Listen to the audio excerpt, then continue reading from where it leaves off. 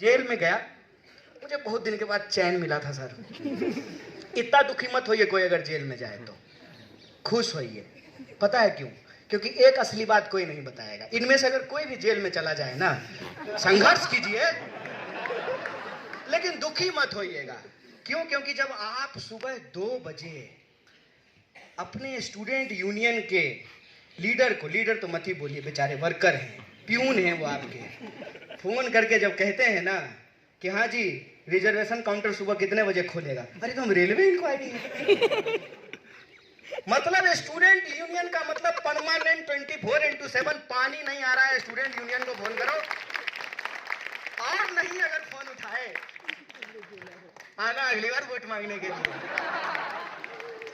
ये जो कॉन्फिडेंस है ना आपका, यही नागरिक होने का बोध है।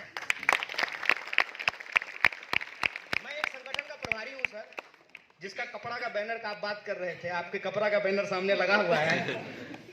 समय बदलता है। स्टूडेंट यूनियन का टीचर जब चलता है ना लीडर, तो लगता है कि कोई एमपी जा रहा हो। यहाँ स्टूडेंट यूनियन का लीडर गुजर जाए पता भी नहीं चलेगी लीडर है।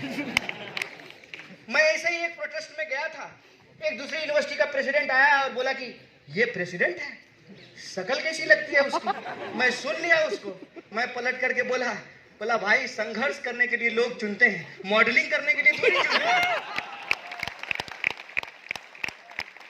ये जो आपके नागरिक होने का बोध है ना, मैं सिर्फ जेएनयू के अपने विद्यार्थियों से बात करना चाहता हूँ। मुझे कोई हक नहीं कि आपको कुछ बताऊं समझाऊं, बस मैं भी आपकी तरह कभी यहाँ विद्यार्थी था, आपका अनुभव साझा कर रहा हूं। ये जो संघर्ष करने का जिम्मेवारी आप देते हैं, हम लोग कहते थे अक्सर कि student union seat of power नहीं है, सीट ऑफ स्ट्रगल है। अगर आप यहाँ आए तो संघर्ष कीजिए। और ये स्टूडेंट के दिमाग में क्लियर है, तभी तो रात को 2 बजे फोन करते हैं। तो गलती से अगर कोई जेल चला जाए, मैं बता रहा हूं ये बहुत खुश होंगे। पता है क्यों? सोएंगे, बहुत बढ़िया नींद आएगी, कोई फोन नहीं करेगा। पानी नहीं आया है, सतलज में पानी नहीं है, ताप्ती का पानी खत्म हो गया है, रिजर्वेशन काउंटर नहीं खुल रहा है, लाइब्रेरी में कुछ हो गया, फुर्सत मिली, बढ़िया से शांति से जो है पीएचडी लिखेंगे। और आजकल रूमी बहुत मशहूर हो गए हैं, हम भी काफका और रूमी पढ़ेंगे जेल में बैठ करके। क्या जेल जब गए, 83 की बात कर रहे थे तो मैं सो करके उठा था, एक आदमी आया और कहता है और कॉमरेड कैसे हो? हम बोले जेल में भी? सच में समझ गई जेल भी आ गई है। वो आदमी आया, बोला कि अरे घबराओ नहीं।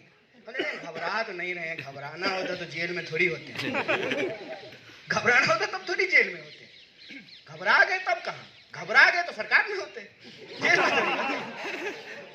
तो जो है वो आया, बोला कि अरे हम भी आए थे यहाँ पे, तुम्हारे जो है ना टीचर मालाकार और पटनायक, उन लोगों के साथ हम भी आए थे। बोले आप क्या करने आए थे? अरे सेनेडाई हुआ था, लोगों को जेल भेज दिया गया था, हम भी आए थे जेल में। तो हम बोले अभी क्या है? बोले अभी हम जेल कमिश्नर हैं, पूरा जेल हमारे ही है। मैं ऐसे ही नहीं बोल रहा हूं कि जिनको लगता है कि जेएनयू यूनिवर्सिटी है वो जेएनयू को नहीं जानते हैं। जेएनयू का इतिहास, मुंह जवानी जेएनयू के एक एक ईंटों पर दर्ज है, एक एक क्लासरूम के बेंचों पे दर्ज है।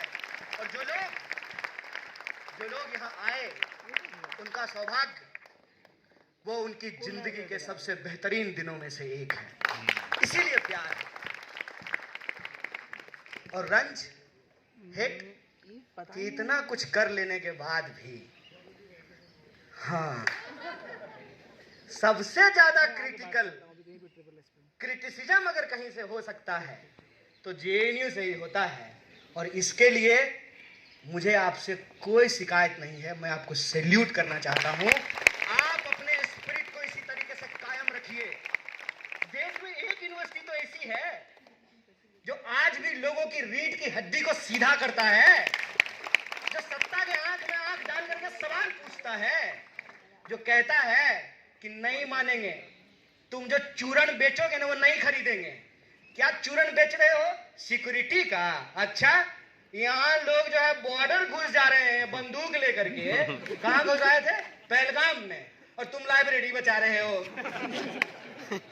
कमाल बात है। ये जो चूरण बेच रहे हो, इसमें होता कि मॉल में आप सामान खरीदने के लिए जाइए, सामान खरीद लीजिए, कहेगा कि छुट्टा नहीं है, चॉकलेट खा लीजिए। नहीं खाना है मुझे चॉकलेट। यही तो जेएनयू का एटीट्यूड है ना। तुम जो दोगे नहीं लेंगे, और जो हमको लेना होगा वो छीन करके लेंगे। यही तो है ना। तुम कह रहे हो कि भैया फेशियल रिकॉग्निशन नहीं लेंगे, चंदा लेंगे बारकोड से। आप लोगों ने कॉन्ट्राडिक्शन पकड़ा? सर डायलेक्टिक्स पढ़ाए हैं आप लोग, डायलेक्टिक्स देखे।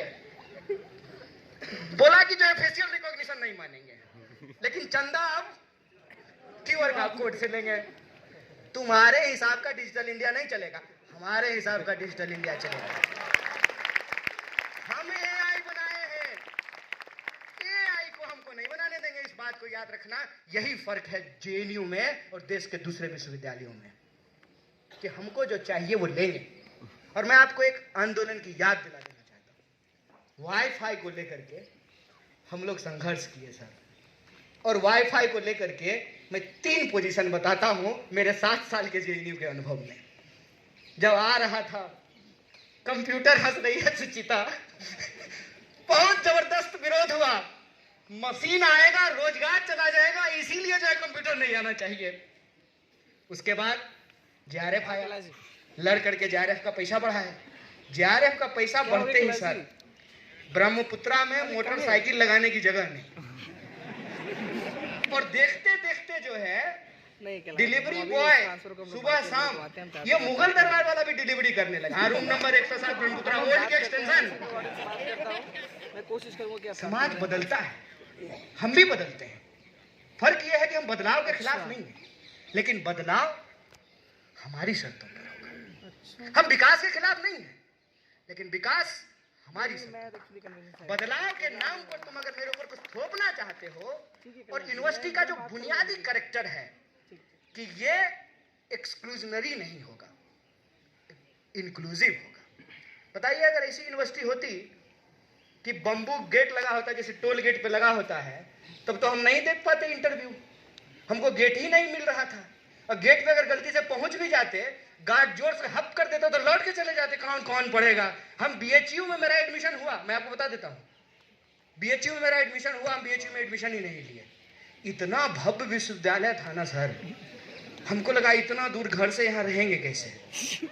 इतना भव्यता से दिक्कत नहीं है, बनाइए ना भव्य। इस लाइब्रेरी को इतना और ऊंचा बना दीजिए, या इतनी ही एक और बिल्डिंग कोशिश कर दीजिए। अरे आपसे ज्यादा तो मिडिवल टाइम का शासक लोग ज्यादा समझदार था। एक कुतुब मीनार बना लिया था, उसके बगल में दूसरा कुतुब मीनार बनाने का कोशिश कर रहा है कि नहीं? इतने साल के बाद सर 70 में यूनिवर्सिटी बनी, 69 में, तब से लेकर के अब तक एक और बिल्डिंग बना लीजिए ना बगल में, और देख लीजिए जो बैठने की जगह की कोई कमी नहीं होगी। कौन कहता है कि हम बदलाव के खिलाफ हैं? बदलाव के खिलाफ कोई हो सकता है? कोई नहीं हो सकता है। कौन विकास के खिलाफ है? नहीं है। लेकिन आप बदलाव किसकी शर्तों पे करना चाहते हैं? यूनिवर्सिटी का बेसिक कैरेक्टर क्या है? यूनिवर्सिटी का बेसिक कैरेक्टर अगर इंक्लूसिव है तो हम बदलाव के खिलाफ नहीं है। यूनिवर्सिटी का बेसिक कैरेक्टर अगर एक्सक्लूसिव है तब हम बदलाव के खिलाफ होंगे, क्योंकि वो बदलाव हमारे लिए नहीं है। वो बदलाव फिर प्रधानमंत्री का विकास मतलब देश का विकास ना भैया। प्रधानमंत्री का विकास मतलब देश का विकास नहीं होता है। प्रधानमंत्री के चढ़ने के लिए 8,500 करोड़ का हवाई जहाज है, इसका मतलब इस देश के तमाम लोगों को चढ़ने के लिए 8,500 करोड़ का हवाई जहाज नहीं है। रेलवे में लोगों को टिकट नहीं मिलता है, भूख से लोग मर रहे हैं, सांप काटने से लोग मर जा रहे हैं, और 5 ट्रिलियन की इकोनॉमी बनी है। यहाँ बैठे हुए इकोनॉमिस्ट इतने बड़े रोहित आजाद, 5 ट्रिलियन की इकोनॉमी है।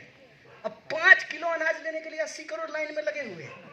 बताइए देश इतना मजबूत हो गया कि 80 करोड़ लोग कौन है जो 5 किलो अनाज लेने के लिए लाइनों में लगे हुए हैं। सर तुम कहते हो, ये आखिरी बात में बोल रहा हूं, तुम कहते हो कि जेएनयू धर्मशाला बना दें। मेरा एक जिगरी संगी दोस्त है, ये कंफ्यूज मत होना भाई। विचारधारा के आधार पे संबंध नहीं बनते हैं। विचारधारा रहते हैं, विरोध भी रहता है, सहमति रहती है, और सहमति रहती है। ये क्या लगता है ये लोग आपस में नहीं लड़े हैं? खूब लड़े हैं। और आप लोग आपस में नहीं लड़ेंगे? लड़ेंगे। सह अस्तित्व में जीवन है। तो मेरा एक संगी दोस्त है, उससे मुझे बहस करने में बहुत मजा आता है। तो सतलज गेट पे जो है खा करके हम लोग स्पेशल डिनर के पास आ जाते थे, एकदम टहलते टहलते। बहुत समय था ना, उस समय इंस्टाग्राम था नहीं और रील बनाने आता नहीं था, और वाईफाई भी नहीं था सर हॉस्टल में। और वाईफाई को लेकर के जो है तो संघर्ष भी नहीं हुआ था, तब तो कंप्यूटर का ही विरोध हो रहा था। बाद में वाईफाई फ्री हो गया, सब लोग अपना लैपटॉप खरीद लिए, JRF मिल गया, बाइक खरीद लिए, आजकल अपने कमरों में रहते हैं। हेलो सर चैट पे ही होता है।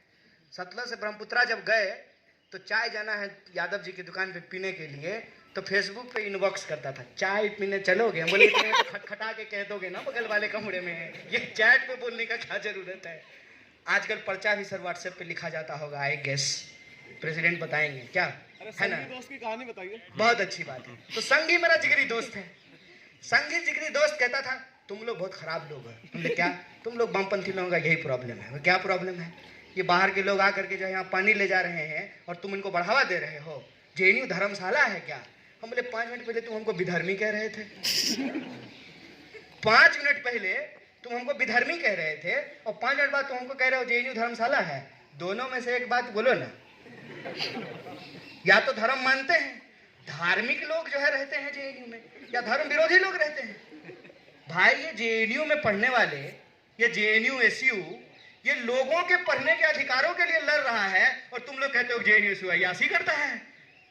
दोनों में से कोई एक ही बात होगा ना।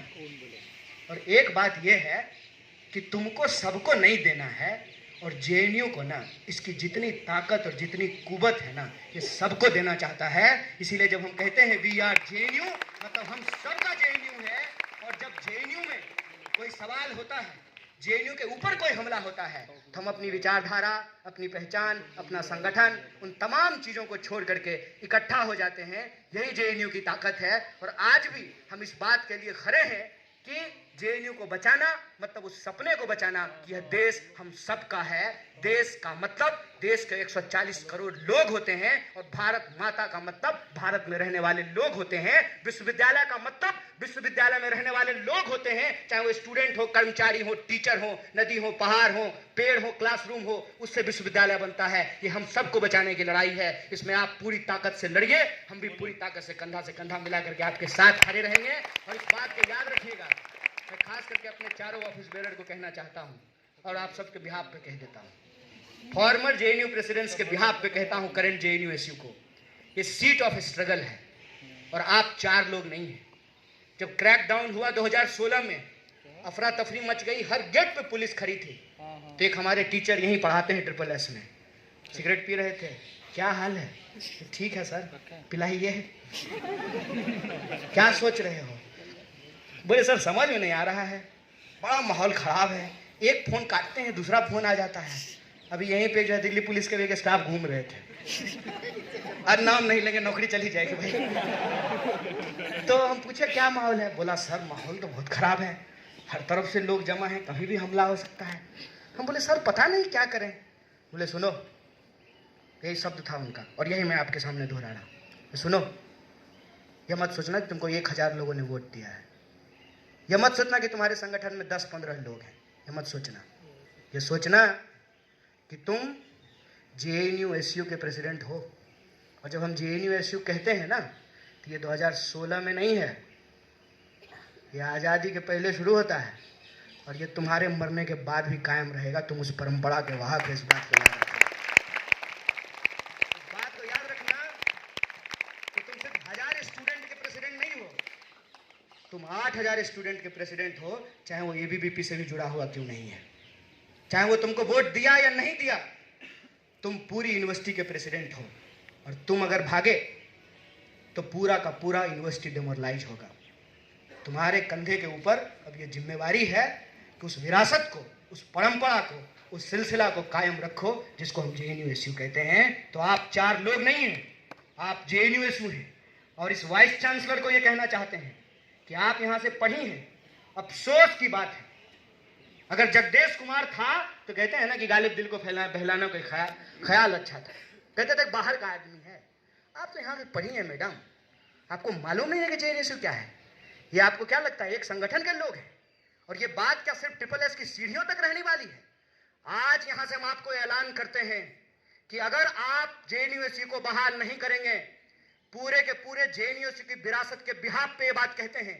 जो यूनिवर्सिटी आज यहां पढ़ रहे बच्चों के साथ बनता है और जो लोग पढ़ के जा चुके हैं उनके बिहाफ पे कहते हैं आपको मुंह की खानी पड़ेगी, आपको जेएनयू को बहाल करना पड़ेगा।